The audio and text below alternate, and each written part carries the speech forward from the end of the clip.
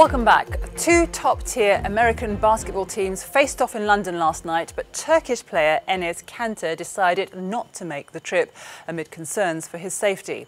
The outspoken star has criticised the human rights record of President Recep Tayyip Erdogan, making him the target of death threats on social media. Now Turkish authorities are reportedly seeking an arrest warrant for Kanter, and he's urging the White House to take action against President Erdogan's government. Mr. Kanter joins us now live from New York. Hello and welcome to Euronews. First of all, can I just ask you for your response to this arrest warrant that's reportedly been issued for you? Well, it's very sad because I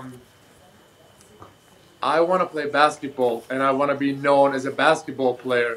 But just because of all this situation that are happening right now, I can't even do my job. I can't even play basketball.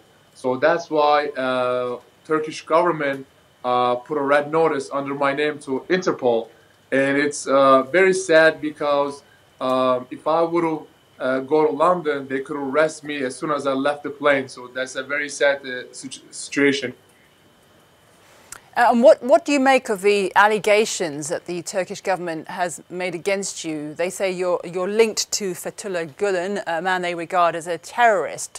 What's your response to that? Well, I mean, I visit Mr. Gulen once every 2-3 weeks. And every time I go visit him, he always talks about the universal peace. And the most important thing for him is leave your differences on the table and try to find what we have in common. And, well, I mean, all I'm trying to do, like I said, play basketball. And just because I'm trying to be the voice of all those innocent people and trying to talking against the government. So that's why the Turkish government calls me a terrorist, because I talk against the government. That shows there is no freedom of speech in Turkey. And that's why there are lots of journalists are in jail right now and waiting for help.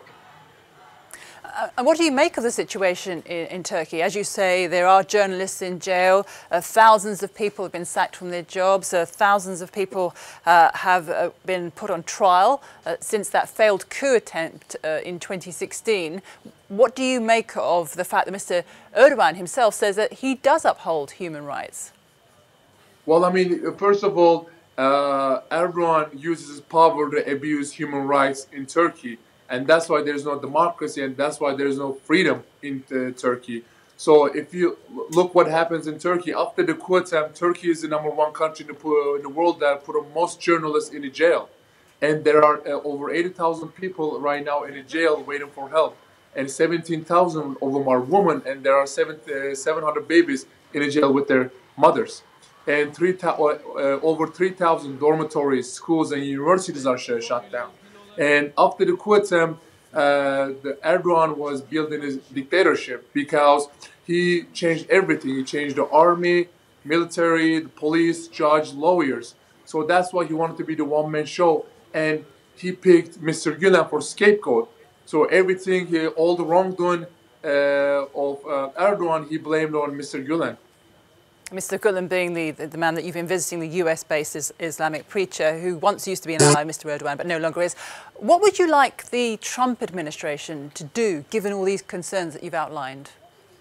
Well, I have not reached out to him yet, but definitely I will reach out to him in the future and talk about the issues going on in Turkey.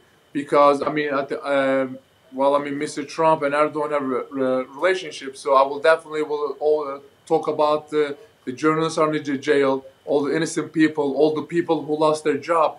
My dad was a genetic professor and he lost his job 2 years ago just because he's my dad. So I will definitely going to try to reach out to Mr. Trump and the Trump administration to talk about these issues, and I hope they will take a step and do something about it. And how does it feel to know that you may never return to Turkey again? And I understand that some of your family have been caught up in these repressive measures that Mr. Erdogan has introduced since the failed coup. Right. I mean, first of all, don't get me wrong. I love my country. I love my people. I love my flag. Turkey was a peaceful country, and Turkey could be the bridge of modern Islam and West. But just because of the things happening right now in Turkey, it's not possible. But in the future, I pray for my country every day, and I will definitely want to return my country one day if I can. But right now, it looks definitely impossible. Well, Enes Kanter, thank you very much for talking to Euronews. We appreciate your time.